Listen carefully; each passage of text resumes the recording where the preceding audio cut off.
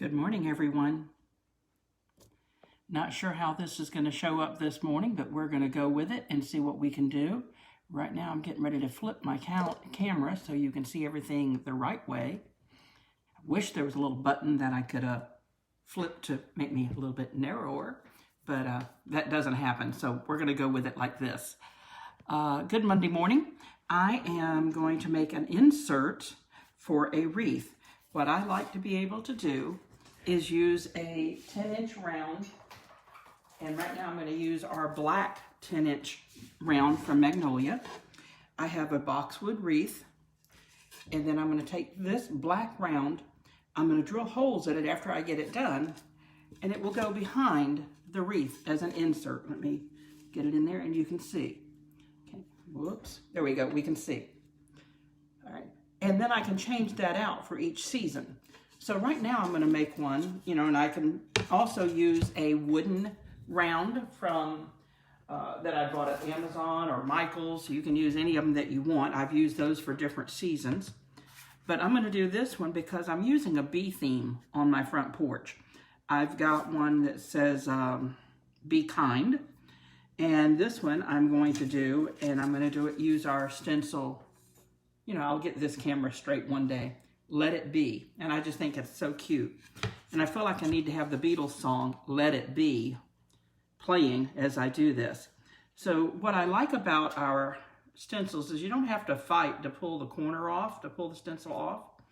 Well, I say that, and then I'm challenging here. Let me go this way. You go from the corner. There we go, I got it. And you just pull the corner off, and then you go to the center and pull it down. Okay, and then I'm going to set the backing board to the side. And you know what I did not do that I need to do? I'm going to lay that down for a second. I'm going to write on the back of it, Let It Be, so that when I get ready to put the stencil on, if I am working with multiple ones, I know which one fits which cut. Let it be. So all I did was write that on the back, and I'm going to set it over to the side. Okay, first thing I'm going to do is I'm going to fuzz my stencil. And the reason that I fuzz it is so that when I pull it off of my surface that I'm using, it does not pull the chalk paste back up with it. So I want to make sure and get it good. And since this is the first time I've used it, I need to fuzz it a little bit more than what I normally do. Now, if you hear noise in the background, we have an electrician here doing some work, and I'm hoping that the power doesn't go off in the middle of this, but we'll see. All right, I think I've got it fuzzed enough now. And let's try one more time.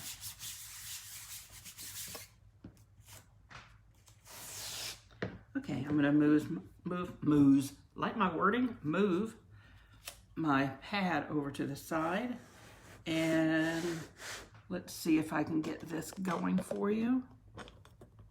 And I'm going the wrong way. There we go. Here's my 10-inch round. It's kind of hard to see it on the black surface. What I'm going to do is just place it so that it's centered, and then smooth it out. I want to make sure there's no air bubbles in it. Now, it's funny. People ask me, how I make these. Do I use a vinyl cutting machine? And I had one of those, but I got rid of it. I sold it to a neighbor, and I just got tired of the weeding and all the extra steps you had to do. This one is so simple that I just like doing it this way. Now, I also do make and takes. So right now I've got this stuck to the applied, I guess I should have it applied to the surface. But I wanted to show you something real quick because I've mentioned it before and people question what it is. I do make and takes, and I offer a free make and take. And make and take is where you make a surface and take it with you in a workshop that I lead. But I also have some free items that you can start with so you get your, if you're going to make a mistake, you make it on one of these. Now, with the chalk paste, you can erase, you just wipe it off and start over again, but I like to do it on one of these first. So I've just got little, I'm going to say they're probably 3 or 4 inch rounds, and then a mini surface to go on top of it. This one says Faith Over Fear. I have Christian-based ones. I have Mother's Day-based ones. I have patriotic ones. And you can choose either a black or a white. Now, if you choose, you notice the black does not have a hole in it. Well, I'm going the wrong way again. Here we go. Black does not have a hole in it. So I just go to the Dollar Tree and pick up some magnets, and you'll get one of these with it. You attach it to the back, and you have a magnet for your fridge. Okay. You could also choose one that has the hole drilled in it, and you can use it as a gift tag, or if you do a year-round tree, you can use it for an ornament on the tree, or whatever you choose. You can actually put a little ribbon up here and put a magnet on it and hang it on your refrigerator or whatever surface you want as well. So those are the make and take freebies that I do. I also mail out samples if you've never tried it. So give me a DM, PM, whatever you want to call it, a personal message, and I will be glad to mail one to you. That way you can try it and see if you like it or not. So I've got it attached, and I am going to use 3 colors. I'm going to use our yellow, use the white, and then I'm going to use gold. So I'm going to start out just with the white, and I'm going to do the Let It Be portion. So I'm just going to dip my squeegee in here, and what I've done is I've stirred, I guess you'd say stirred, my paste up, because I always like to stir it before I use it. And if you can see when I'm putting it on, you can see there's lines in it. You always want to make sure you get all of those lines out. And when I'm working with chalk, I like to go both directions with it, because I make sure that I'm getting it in the screens totally.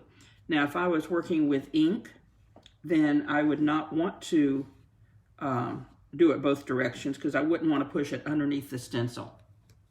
The ink is a little bit thinner than the chalk. Okay, I've got that smoothed out. So I'm going to lay this over to the side, and let me find somewhere to lay it so I don't get it all over everything. There, oh, you know what? I just put it in the lid. Duh! Okay, now I'm going to take some gold, and my bumblebee is going to be gold rather than yellow, because to me I think they're a little bit more orangey than yellow. So I'm going to do the gold on the bee, and we'll see if it comes out with enough of a contrast. If it doesn't, then I may add some yellow on top of it. Who knows? Okay. And you can see this is a real challenging project. In fact, I think I'm going to have my 4-year-old great-granddaughter make one and do a video on it when the attitude is correct for her. You know how sometimes 4-year-olds don't have the right attitudes for things. Oops, I didn't get his little stinger. Okay, now what I'm going to do is I'm going to lift this up and just make sure that that gold is going to show up. Yes, it does. So I'm going to leave it as it is. Okay, I'm going to go back down, and then I'm going to use the yellow, and I'll just use the same gold squeegee and do the yellow line. And I may put some gold on top of this just to give it a different look. I think the yellow might be a little bit too much of a contrast in there with the gold bee.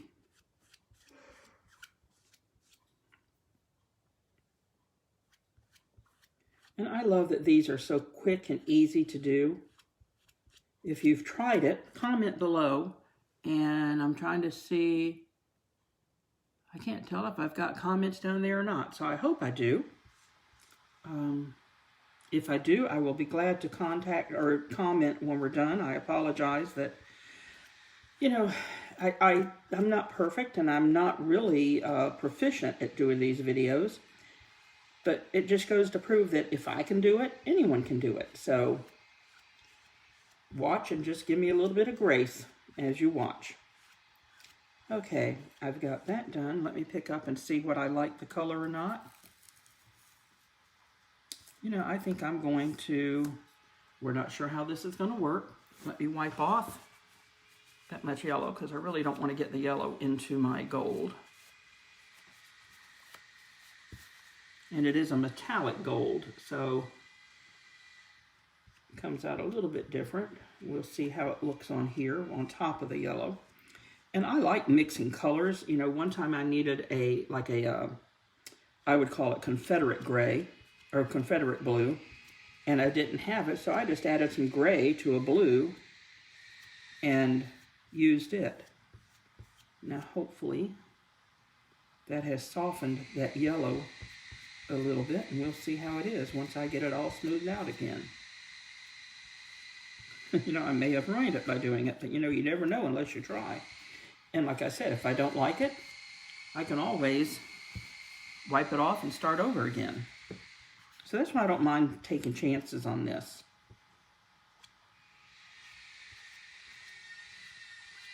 Okay, you ready for the reveal? Let's see what we come up with. Again, I peel the corner and then peel from the middle of the stencil. Oh yes, that did soften it a little bit. Let me just stick this on the side here so that I can wash it. And that's what it will look like. Let it be. So then when I put it in my wreath,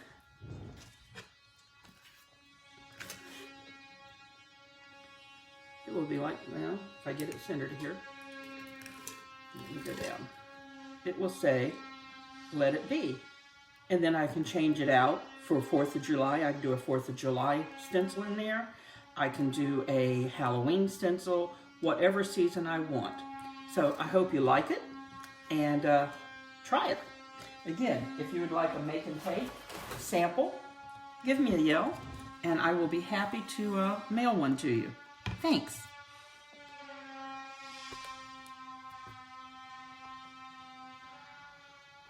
Okay. Appreciate you joining us. And I always have trouble with this, figure out how to end it. So I'm going to go here. Let's see. Oh, April, hey, I just saw your list. You're watching. Good to see you. Wish I was in the mountains a little bit more, but, you know, I'm loving my lake life down here. So, thanks for joining me. Anyone that watches afterwards, please mark replay. And if you'd like a free sample, give me a yell. Thanks.